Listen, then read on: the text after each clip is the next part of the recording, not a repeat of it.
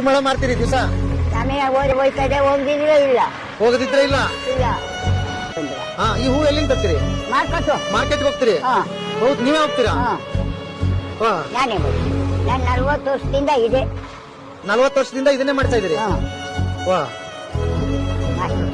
ಮಕ್ಕಳು ಅಜ್ಜಿ ಇದಾರೆ ದೂರ ಅವ್ರೆ. ಮತ್ ನೀವ್ ಯಾಕೆ ಮಕ್ಕಳ ಹತ್ರ ಇಲ್ಲ? ಸಮಯ ನಾನು ಇನ್ನ ಗಟ್ಟಿದ್ದೀನಿ, ದುಡ್ದು ತಿಂತೀನಿ.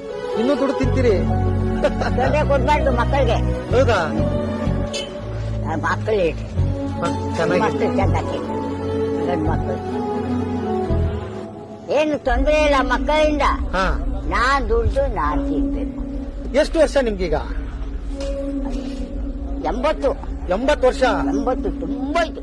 80 ತುಂಬೋಯ್ತು. ಹೂವ ಹೂವ ಹೂವ ಹೂವ ಅಮ್ಮ ಹೂವ ಹೂವ